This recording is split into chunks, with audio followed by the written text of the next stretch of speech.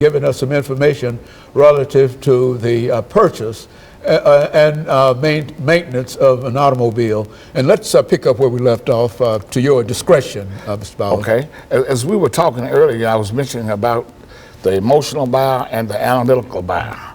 Now, these two buyers are very, very different. Okay, the analytical buyer is a buyer that has done what is known in the car business. He's done his homework. He generally has what is known in the car business as a high beacon score. Okay, you're not worried about it. Okay, his beacon score. He generally has knows what the cost of the automobile is. All right, he's the type of guy that a lot of salesmen don't like, right? But because we have to work in order to get the sale. All right, because he's going to ask you the right questions. All right, he's going to go through the right things with you, right? He's going to check that automobile out. He's going to call his credit union. He's going to make sure that he's not overbuying that automobile. Understand? All right, so like for a good salesman like myself, I like to move those type of sales right along and get to the end of them and get that $100 and go on to the ones that's what? Emotional. Emotional, Okay, so here's your old emotional buyer. He comes on the lot, right? Okay, he's just hit the lottery or whatever, right? He has about $10,000 cash in his pocket, okay? He has a beacon score probably in the neighborhood of anywhere from 500 to 600, okay? And he's coming on a lot and he's looking at this car. He generally has his whole family with him. Junior's running over this way. He's looking at something sporty. Wife is looking at this, right? So we go out on the lot and say, what type of car are you looking for today, boss? Because I've already sized him up so I can go and be very, very casual with him. And I said, look here, boss, what type of rat you looking for today? All right, he says, man, we're looking for something, man. I said, are you looking for 4 doors, 2 doors? You know, what type of doors are you looking for? I'm looking for just a 4 door, something to fit the family, you know what I mean? Do you have any of those, the wife wants one of them big SUVs. All right, is that sure that's what you want? Well, let me ask you this right here. Okay, this is what we call in the car business, right, I've met and greeted you, okay? Now I'm formalizing you and getting you together for the sale, okay? And trying to what we know as qualifying you, okay? All right, can you buy? All right, sir, if you all bought a car, you said, yes, I bought a car. Well, look, how much did you all plan to put down today? Well, what you mean put down? Okay? All right, now you gotta realize this guy just hit the lottery. All right, I'm gonna get that $10,000 out of that pocket, understand? All right, now generally when people come on Cadillac lots, Lincoln lots, that type of thing, they don't think that they can have a low payment, okay? So the sale changes, right, from, you got different type of sales, right? Now you become a payment buyer. Understand what I'm saying? So like you think that your payment should be $1,000, $1,200 because you're looking at a $50,000 car. But these cars are financed for up to 84 months. Understand? So like for your payment might be somewhere in the neighborhood of 800. So I'm gonna get that $10,000 out of it, and I'm gonna go. My boss is over in the corner. He's smiling then.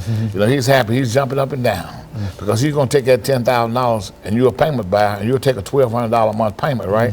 And suddenly you made the company $10,000. You understand what I'm saying? That's right. And you made me, because I'm a salesman, 30% of that deal.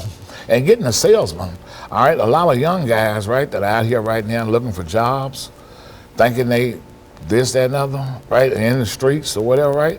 The ideal job for them is sales. Sales. What they're in is sales. We're not going to talk about what sales, you know. They probably in some type of form of pharmaceutical sales, but whatever. They're selling nevertheless. Yeah, selling nevertheless. They're on the streets, they're selling.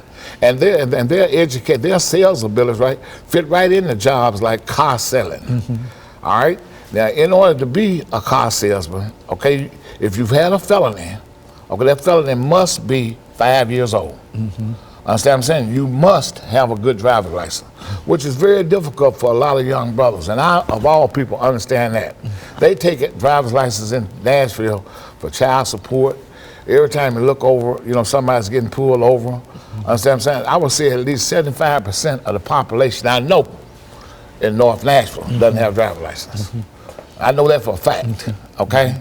You think about that, 75% of the North Nashville population does not have driving. This is what I'm saying. There are people that have made that happen. All right?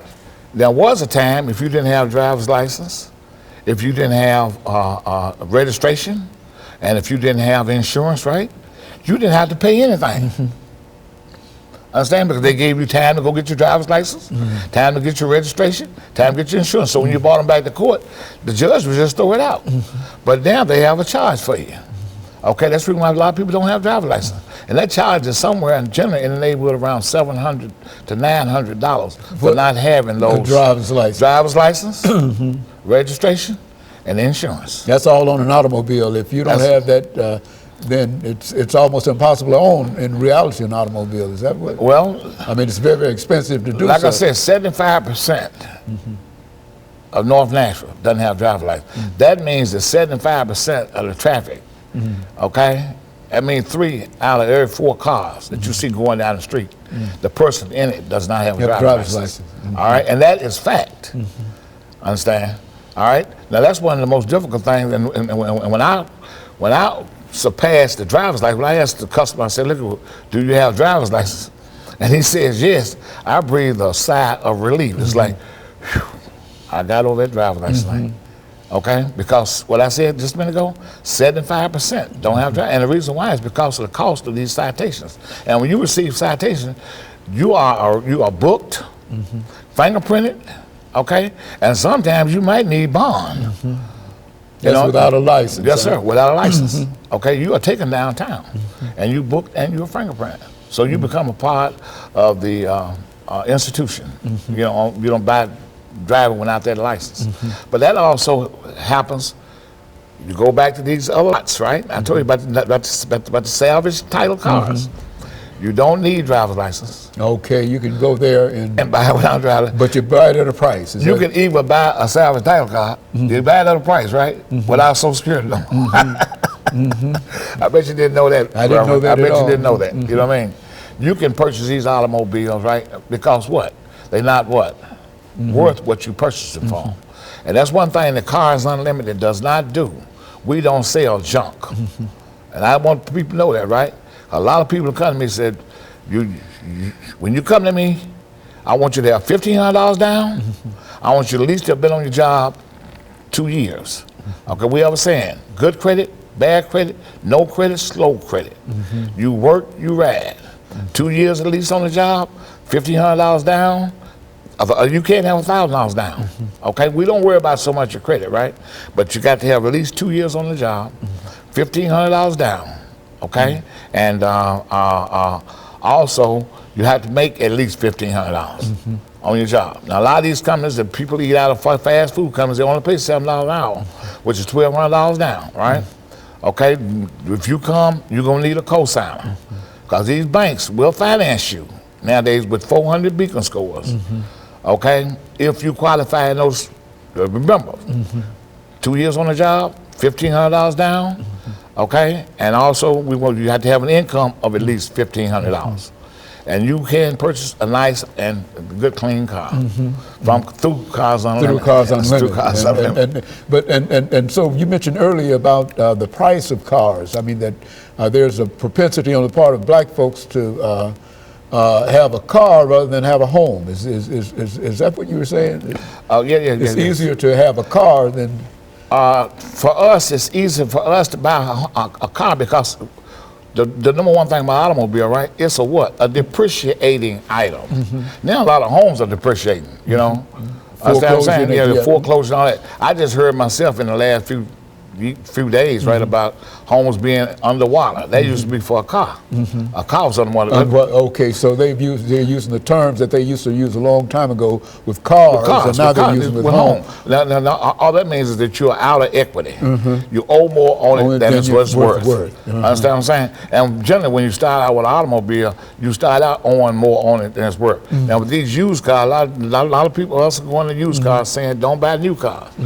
If you can buy a new car, all right. That's right. Okay. Buy a new car. Okay, I understand exactly what you're saying. And of course, we've got about 30 seconds here, and this is some information. This is very, very important information, and I think that a lot of folks don't think in terms of, especially this idea about being emotional buyers or rational buyers. I think that's a very, very good information, and it's certainly instructive in terms of how I've seen the car industry operate, and et cetera. And so let me thank you over the last 10 seconds that we have, Mr. JDon Bowen, for bringing us that excellent information by. And let me encourage our audience to tune in again next week for another informative edition of Comments. Thank you, and good morning.